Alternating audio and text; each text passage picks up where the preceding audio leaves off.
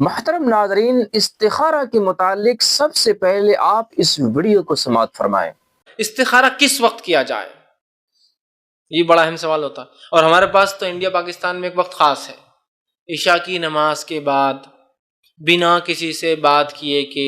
جا نماز پہ عشاء پوری پڑھنے کے بعد وتر کو ختم کرنے کے بعد 2 رکعت نفل پڑھ کر استخارہ کی دعا کر کے جا نماز پہ ہی سو جانا۔ تو پھر آئیں گا رات میں آپ کو حسین خواب،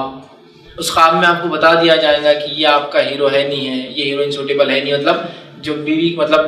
لڑکا ہے لڑکی کے لیے کر رہا ہے استخارہ کی شادی کے معاملے میں، لڑکی ہے جو اس کے لیے استخارہ ہو رہا ہے کہ وہ لڑکا درست ہے نہیں ہے، تجارت کے لیے کر رہے ہیں، تو وہاں سو جانا بغیر بات کیے استخارہ ٹوٹ گیا، تو بیچارہ وہاں استخارہ کر رہا، بیچ میں کوئی آ کے بچہ ہے بولا امی فلاں چیز تو استخارہ چل رہا نا امی کا، بیچارہ شوہر پریشان رہا تھا بچوں کو سنبھال رہے تھے، تو بیوی نے استخارہ کی بھی نا رات میں، اب سنبھال نہیں سکتی بچوں کو، یہ ہمارے پاس کا استخارہ ہے۔ یاد رکھیے استخارہ کا کوئی خاص طریقہ ثابت نہیں سوائے 2 رکعت کے بعد دعا، کوئی خاص وقت ثابت نہیں، کوئی خاص وقت ثابت نہیں، کبھی بھی جب آپ کو لگے 2 رکعت نفل پڑھیے، دعا استخارہ پڑھ لیجیے، کوئی خاص رات، کوئی خاص دن، کوئی عشاء کے بعد، کوئی فجر کے بعد، کوئی تہجد کے بعد، کچھ نہیں۔ ہاں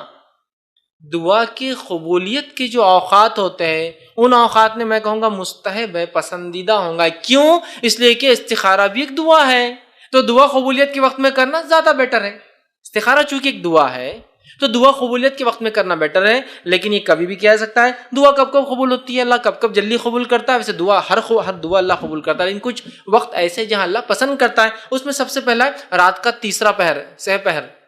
3rd part of the night، جس کو ہم بولتے ہیں یہ سحر کا وقت جو ہوتا ہے، سب سے افضل وقت ہے استخارے کا، کیوں؟ اس لیے کہ وہ سب سے افضل وقت ہے دعا کی قبولیت کا۔ اس لیے کہہ رہا ہوں، تو آپ بولیں گے اب تم نے کہاں سے لایا اس کی دلیل؟ کوئی دلیل نہیں میرے پاس، چونکہ استخارہ ایک دعا ہے، لہٰذا دعا جب قبول ہوتی ہے ان اوقات میں اس کو کرنا میں کہہ رہا ہوں بہتر ہوں گا، اچھا ہوں گا۔ تو رات کا آخری پہر، تیسرا اذان اور اقامت کے بیچ، کیونکہ یہ تو عام بات ہے کہ اذان اور اقامت کے بیچ اللہ دعا قبول کرتا، جمعے کے دن ایک خاص گھڑی ہوتی ہے وہاں اس ٹائم بھی کر سکتے ہیں، اسی طرح بارش ہوتے وقت، کیونکہ حدیث میں بارش جب ہوتی ہے اللہ کی رحمت برستی ہے، اس وقت انسان دعا کر سکتا ہے، استخارہ بھی ایک دعا ہے۔ اسی طرح جو ہے روزے کی حالت میں، اسی طرح سفر کی حالت میں، اسی طرح عرفے کے دن 9 ذی الحجہ، اسی طرح جو شب قدر اس میں بھی قبول کرتا ہے نا، اور بھی کئی گھڑیاں ہیں، میں نے بس ایک گنے چنے نام کے لیے تاکہ آپ کے سامنے آ جائے۔ تو استخارہ کبھی بھی کیا جا سکتا ہے، لیکن جن اوقات میں دعا قبول ہوتی ہے، استخارہ چونکہ ایک دعا ان اوقات میں اس کو بھی کیا جا سکتا ہے۔ استخارہ ایک عربی لفظ ہے جو باب استفعال سے مشتق ہے، اور اس کا معنی ہوتا ہے بھلائی طلب کرنا، اچھائی طلب کرنا اپنے رب کریم سے۔ انسان استخارہ کب کرتا ہے؟ جب کسی کام کے کرنے یا نہ کرنے میں شش و پنج میں مبتلا ہو جائے کہ کریں نہ کریں، کرنا بہتر ہے یا بہتر نہیں ہے، چنانچہ استخارہ کرتا ہے۔ نبی کریم صلی اللہ علیہ وسلم صحابہ کرام کو استخارہ کی دعا ایسے ہی سکھلاتے تھے جیسے قرآن مجید کی سورتیں۔ استخارہ کا کوئی خاص وقت نہیں ہے، جب چاہے کر سکتے ہیں، لیکن ان وقتوں میں کرنا بہتر ہے جن وقتوں میں اللہ رب العالمین دعا قبول کرتا ہے۔ دعا کی قبولیت کے جو اوقات بتائے گئے حدیثوں میں، ان وقتوں میں کرنا زیادہ بہتر ہے،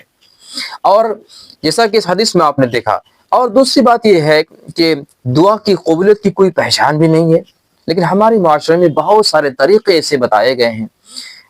اللہ خیر فرمائے، بہت سارے طریقے ہیں جو غیر سنت ہیں اور غیر اسلامی طریقے ہیں، لہٰذا ان طریقوں سے بچنا چاہیے، اور صحیح طریقہ جو ہے ان طریقوں سے استخارہ کرنا چاہیے۔ لہٰذا اللہ تبارک و تعالیٰ سے دعا ہے پروردگار عالم ہم سبوں کو خیر کے معاملے میں، صحیح معاملے میں استخارہ کرنے کی توفیق عطا فرمائے۔